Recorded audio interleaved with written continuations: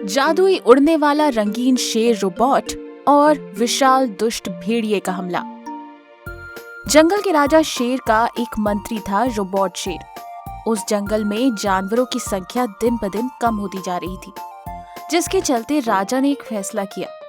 वो अपना फैसला सुनाने के लिए जानवरों की एक सभा बुलाता है।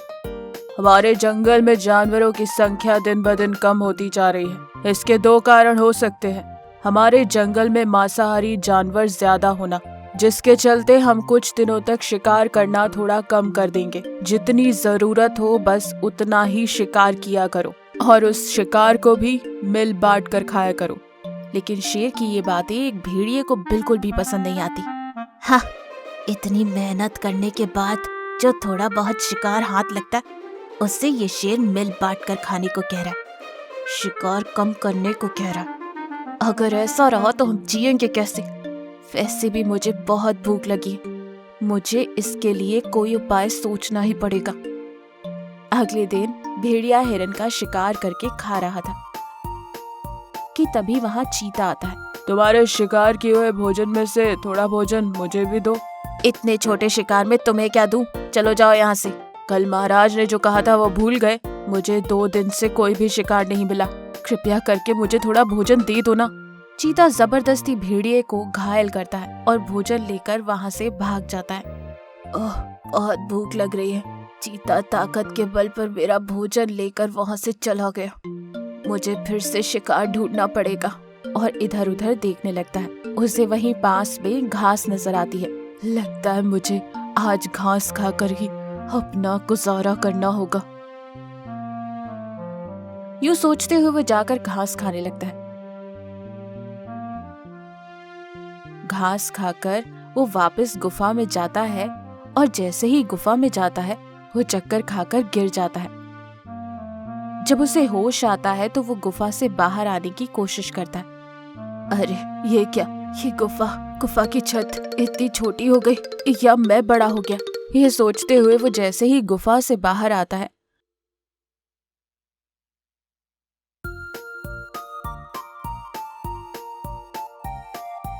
और वापस से तालाब में जाकर अपनी परछाई देखता है। जब उसे पता चलता है कि वो एक विशाल और खूंखार भेड़िया बन चुका है, ये देख भेड़िया बहुत खुश होता है। आज से मैं बहुत ताकतवर हूँ। पूरा जंगल मेरा है। मैं जिसका चाहे उसका शिकार कर सकता हूँ।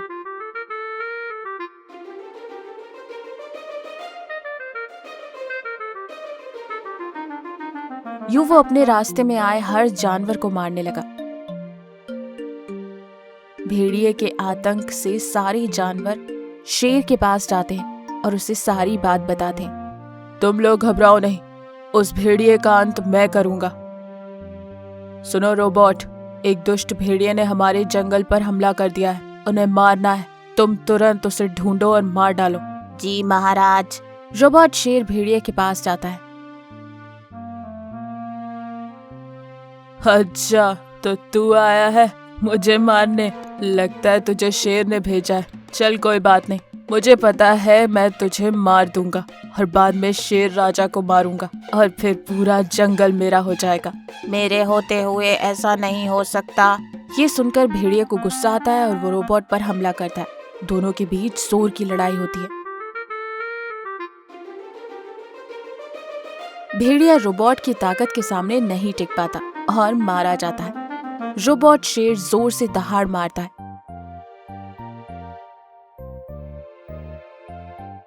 भेड़िए को मरा देख सारे जानवर खुश हो जाते हैं। इस कहानी से हमें ये सीख मिलती है कि अपनी ताकत के बल पर घमंड करने वाला एक ना एक दिन मुंह के बल गिरता है।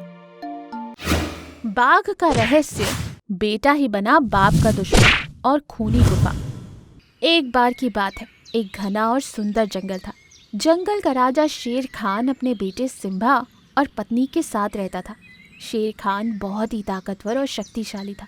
उसके पास कई सारी जादुई शक्तियाँ थी। वो अपनी जादुई शक्तियों से बड़ी मुसीबत को भी पलक झपकते ही हरा देता था। वहीं दूसरी ओर उसी जंगल में एक बाघ रहता था जो शेर खान से बहुत नफरत करता था। वो जानता था कि शेर खान की शक्तियों के सामने वो कभी भी खड़ा नहीं हो पाएगा। एक दिन सिम्बा अकेले जंगल में घूम रहा था कि तभी उसकी नजर लकड़बग्घे पर पड़ती, जो तेजी से भागते हुए शेर खान की ओर जा रहा था। ये देख सिम्बा उसे रोकता है और कहता है, अरे लकड़बग्घे, क्या हुआ? क्यों तुम इतने परेशान हो? ये तुम्हारे बस की बात नहीं है, मेरा रास्ता छोड़ो, मुझे शेर खान से मिलना है। ये कहकर लकड़बग्घा वहां से भाग जाता है। लकड़बग्घे का बर्ताव सिम्बा को बिल्कुल भी अच्छा नहीं लगता। वो गुस्से में आग बबूला होकर जोर से दहाड़ मारता है कि तभी वहां पास में खड़ा बाघ, जिसने लकड़बग्घे को सिम्बा के पास जानबूझकर भेजा था, वो आगे आता है और सिम्बा से कहता है, ये लकड़बग्घे ने अच्छा नहीं किया। आज लकड़बग्घा, कल कोई और, सब तुम्हें ही बेकार और निकम्मा समझेंगे। ये सुन सिम्बा को और भी ज्यादा गुस्सा आता है और वो जोर से दहाड़ मारता है। अरे दहाड़ मारने से कुछ नहीं होता, जो सच है वो तो सच है। जब तक तुम्हारे पिताजी तुम्हें वो जादुई शक्तियां नहीं देते जो उनके पास है, तुम कुछ नहीं कर सकते। यूं बाघ सिम्बा के मन में शेर खान के खिलाफ नफरत भर देता है। सिम्बा गुस्से से बिना कुछ सोचे समझे शेर खान के पास जाता है और कहता है, पिताजी, अब आप बूढ़े हो गए हो, इस जंगल की भागदौड़ संभालना आपके बस की बात नहीं। मेरी बात मानो और आप अपनी सारी शक्तियां मुझे दे दो, ताकि मैं ना केवल इस जंगल पर बल्कि आसपास के जंगलों पर भी राज कर सकूं। शेर खान को सिम्बा के इरादे अच्छे नहीं लगते और वो कहता है, बेटा, ये शक्तियां मुझे जंगल पर राज करने के लिए नहीं मिली है, बल्कि कमजोर और बेबस जानवरों की मदद करने के लिए मेरे पूर्वजों ने मुझे ये शक्तियां दी। अभी तुम इस लायक नहीं हो कि तुम्हें ये शक्तियां दी जाएं। यूं शेर खान सिम्बा को शक्तियां देने से मना कर देता है। सिम्बा गुस्से में वहां से चला जाता है। अगले दिन सिम्बा शेर खान को अकेला पाकर उस पर अचानक से हमला कर देता है। सिम्बा के अचानक हमले से शेर खान हक्का बक्का हो जाता है और इससे पहले कि वो कुछ करे, सिम्बा शेर खान को मार डालता है, ये सोचकर कि शेर खान के मरते ही उसे सारी शक्तियां मिल जाएंगी। पर ऐसा हुआ नहीं और ये देखकर अब सिम्बा घबरा रहा था। वो भाग जाता है। इधर जब शेरनी और बाकी जानवरों को शेर खान की मौत की खबर मिलती है, तब वो सब चौंक जाते। शेरनी फूट फूट कर रो रही थी। तभी सिम्बा अनजान बनकर वहां आता है। बेटा सिम्बा, किसी ने तुम्हारे पिताजी को बड़ी बेरहमी से मार डाला, अब हमारा क्या होगा? माँ रो मत, जिस किसी ने भी पिताजी को मारा है मैं उसे छोड़ूंगा नहीं। सिम्बा नकली आंसू लिए अपनी माँ को हौसला देता। दिन बीत रहे थे। सिम्बा शेरनी और बाकी जानवरों के साथ अच्छे से पेश आ रहा था। जानवर भी धीरे धीरे शेर खान को भूलकर सिम्बा की तारीफ करने लगे। जंगल में सब कुछ अच्छे से चल रहा था कि अचानक से जंगल में जानवर गायब होने लगे। इस बात को लेकर जानवर बहुत परेशान थे। अरे, हमारे कई जानवर दिखाई नहीं दे रहे, कहीं हमारे जंगल में कोई खूंखार जानवर तो नहीं घुस आया? अरे, खूंखार जानवर आता तो हमें जानवरों की हड्डियां तो दिखाई देती, पर ऐसा कुछ नहीं है। मुझे तो लगता है कि जानवर एक एक करके जंगल छोड़कर जा रहे हैं। पर क्यों? हमारे जंगल में ऐसी कौन सी कमी है जो जानवर जंगल छोड़कर जा रहे हैं? यूं सारे जानवर परेशान हो रहे थे। और दूसरी ओर शेरनी सिम्बा से कहती है, अरे बेटा सिम्बा, तुम इतनी रात गए कहाँ जा रहे हो? माँ, कुछ जरूरी काम है, मैं जल्दी ही वापस आ जाऊंगा, तुम सो जाओ। ये कहकर सिम्बा वहां से चला जाता है। सिम्बा जंगल के बाहर एक गुफा में जाता है।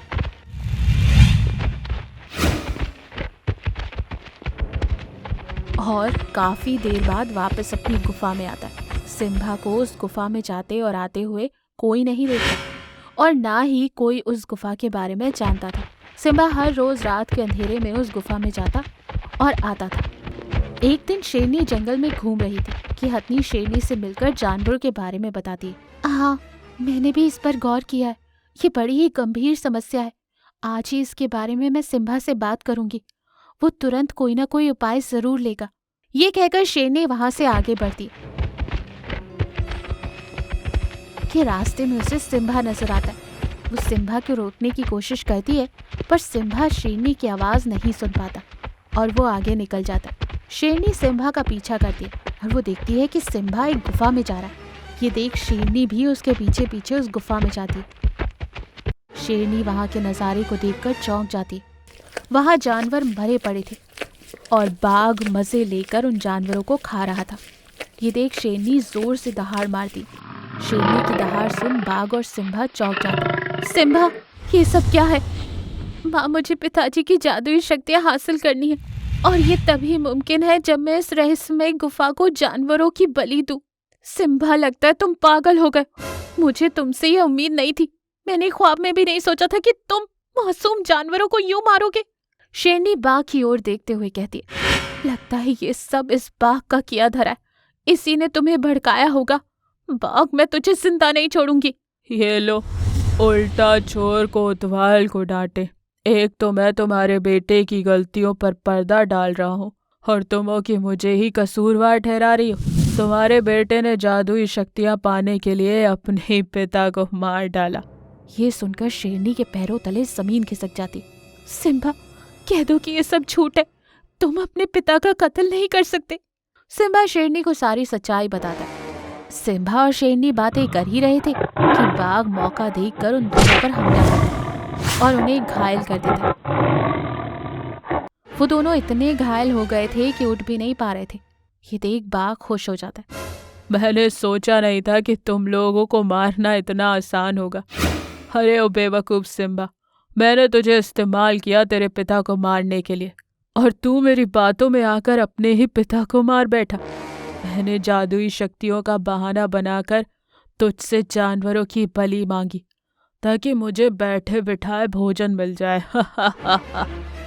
ये सुनकर सिम्बा चौंक जाता है और उसे अपनी गलती का एहसास होता है और वो एकदम से दहाड़ मारते हुए उठता है और बाघ पर हमला कर उसे मार डालता है।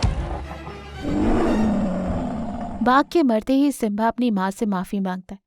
शेरनी भी सिम्बा को माफ कर देती। सिम्बा जंगल का राजा बनकर एक अच्छा राजा और एक अच्छा बेटा होने का कर्तव्य निभाता है। इस कहानी से हमें ये सीख मिलती है कि कहीं सुनी बातों में कभी नहीं आना चाहिए।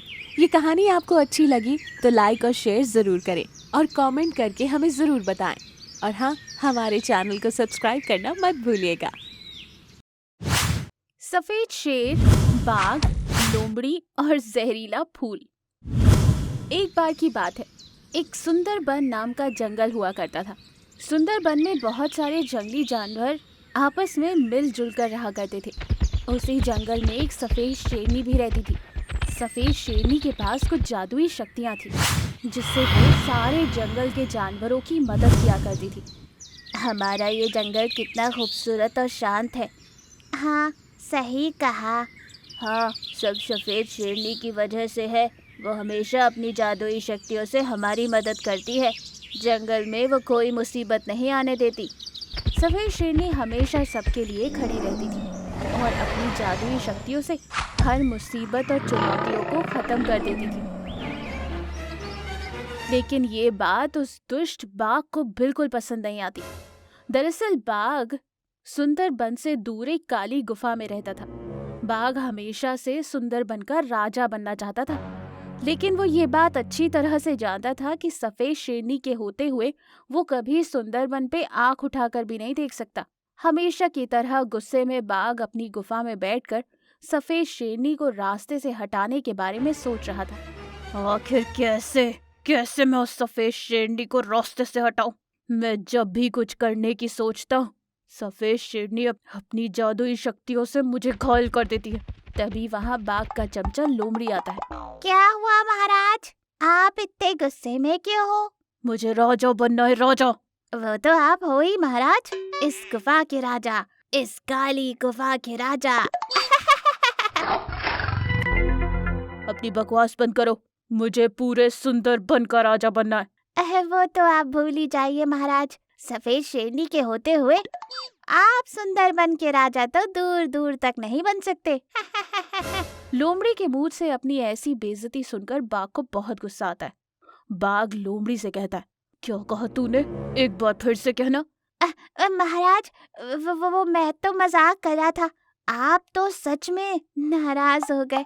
मुझे जल्दी से उस सफ़ेद शेरनी को रास्ते से हटाना है।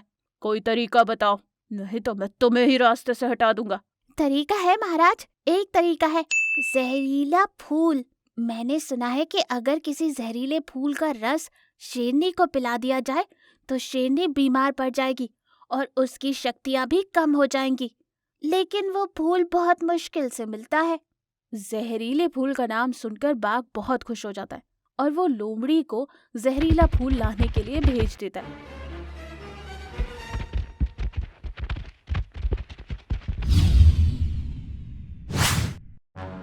काफी मेहनत के बाद आखिरकार लोमड़ी वो फूल ले आती है। एक दिन जब सफेद शेरनी अपने छोटे से तालाब में पानी पीने के लिए जा रही थी, तभी लोमड़ी जहरीले फूल का रस पानी में मिला देती है।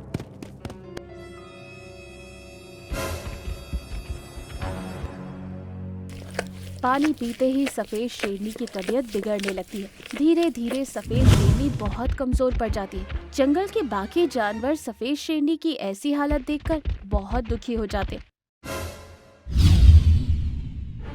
तभी दुष्ट बाघ सुंदर वन में आता है। अब से यहाँ का नया राजा मैं हूँ। सफेद शेरनी अब किसी काम की नहीं रही। मैं ही हूँ इस जंगल का कर्ता धर्ता और यहाँ का नया राजा। जैसा मैं चाहूंगा वैसा ही होगा, और अगर किसी ने मेरी बात मानने से इनकार किया तो मैं उसको जिंदा नहीं छोड़ूंगा। दुष्ट बाघ की बातें सुनकर जंगल के सभी जानवर बहुत डर जाते और जैसे जैसे बाघ कहता है सभी वैसा वैसा करने लगते। जंगल में अब कुछ भी पहले जैसा नहीं रहा था। अब जंगल में हर तरफ बस शिकार हो रहे थे और मासूम जानवर दिन ब दिन मरते जा रहे थे। बीमार सफेद शेरनी बस दूर से लेटे लेटे ये सब देखती रहती। अपनी शक्तियां ना होने की वजह से अब वो किसी की मदद नहीं कर पा रही थी। ये सब देखकर सफेद शेरनी को बहुत बुरा लगता है और वो जंगल छोड़कर जाने का फैसला करती है। सफेद शेरनी बिना किसी को बताए जंगल से निकल जाती है। जंगल से काफी दूर जाने के बाद वो एक तालाब के किनारे बैठ जाती है। अब मैं कभी पहले जैसी नहीं बन पाऊंगी। मेरे जंगल को और मेरे दोस्तों को मेरी जरूरत है, पर मैं उनकी मदद नहीं कर पा रही। काश मेरी शक्तियां फिर से मुझे वापस मिल जाए। तभी सफेद शेरनी को तालाब के किनारे एक सुनहरी मछली तड़पती हुई दिखाई देती है। बचाओ बचाओ, मुझे पानी चाहिए, मुझे पानी में डाल दो, बचाओ मुझे, नहीं तो मैं मर जाऊंगी। अरे ये बेचारी मछली तो मरने वाली है, मुझे इसकी मदद करनी होगी।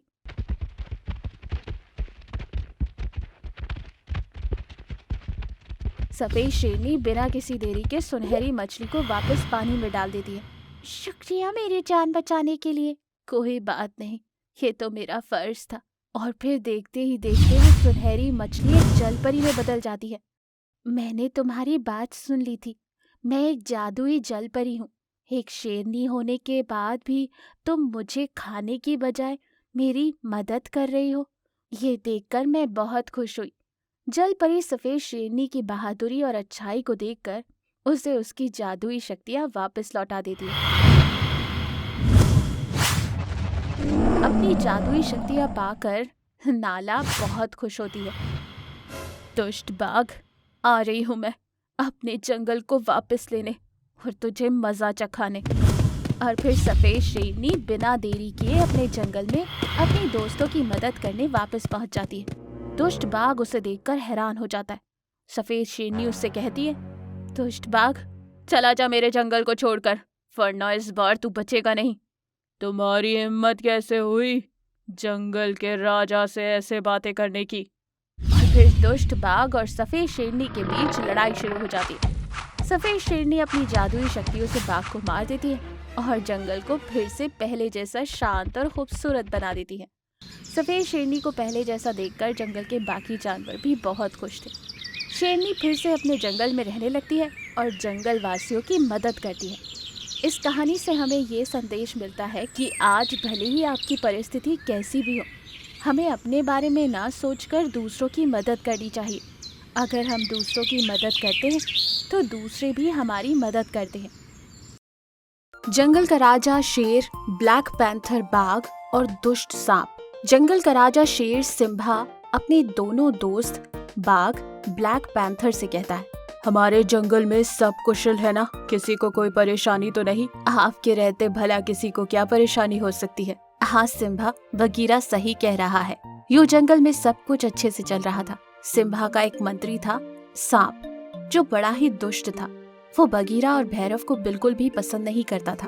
वो अपने मन में कहता है, ये सिम्बा और उसके नियमों ने तो तंग कर दिया। सिम्बा के साथ साथ उसके दो दोस्त बगीरा और भैरव, जो उसकी हर बात पर हाँ में हाँ मिलाते। इसका शिकार मत करो, इसका शिकार मत करो। अगर ऐसे ही चलता रहा तो बहुत जल्द भूख के मारे ही मर जाऊंगा।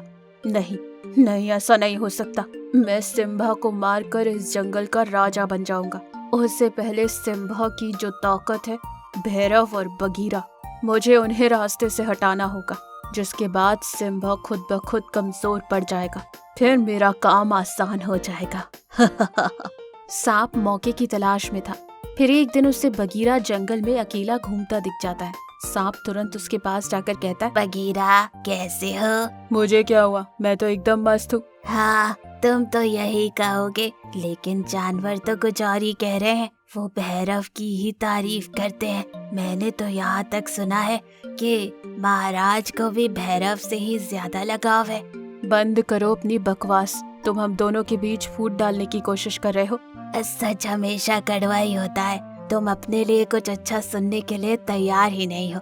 यही तुम्हारी मूर्खता है। कुछ दिन बाद जब जंगल में तुम्हारी कोई अहमियत नहीं होगी, तब जाकर तुम्हें समझ आएगा। तुम कहना क्या चाहते हो? अगर तुम मेरी बात ध्यान से सुनोगे तो मैं तुम्हें इस जंगल का राजा बनाऊंगा। तब सारे जानवर तुम्हारी ही बात मानेंगे। सीधा बात करो।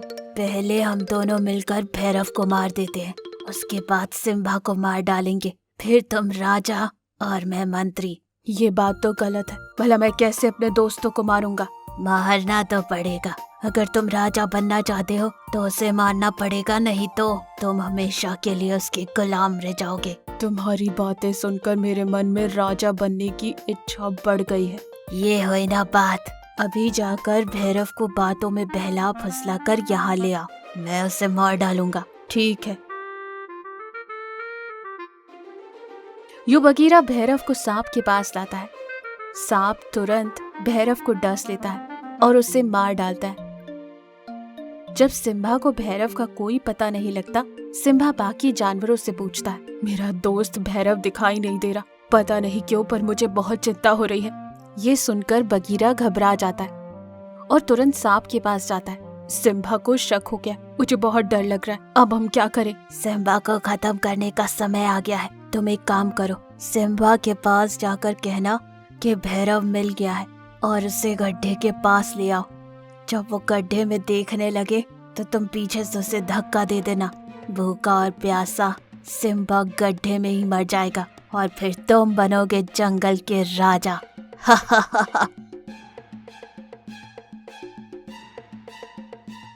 ये सुनकर बगीरा बिना आगे पीछे सोचे सिम्बा को गड्ढे के पास लाकर उसे पीछे से धक्का दे देता है। सिम्बा गड्ढे में गिर जाता है। दूसरी ओर सांप बगीरा के पीछे से आकर उसे डस लेता है। बगीरा भी उसी गड्ढे में गिर जाता है और अपनी आखिरी सांसें लेते हुए सिम्बा से कहता है, मुझे माफ कर दो सिम्बा, मैंने बहुत बड़ी गलती कर दी। इस दुष्ट सांप की बातों में आकर भैरव को धोखा दिया। मेरा ये अंजाम होना ही था। ये कहते हुए बगीरा मर जाता है। सिम्बा सब समझ गया था कि क्या हुआ था। वो कुछ नहीं कर पाता और लाचार बेबस गड्ढे में ही पड़ा रहता है। आखिरकार मेरा सपना सच हो गया। आज से इस जंगल का राजा मैं हूँ। जो मन करेगा मैं वो करूँगा। जिसका शिकार करना चाहूँ कर सकता हूँ। कोई मुझे रोकने टोकने वाला नहीं। यूं वो खुश होकर वहां से चला जाता है। अगले दिन एक हाथी उस गड्ढे की ओर से गुजर रहा था। तभी सिम्बा की दर्द भरी आवाज उसे सुनाई देती है। तुरंत हाथी गड्ढे के पास जाता है और अपनी सूंड से सिम्बा को बाहर निकालता है।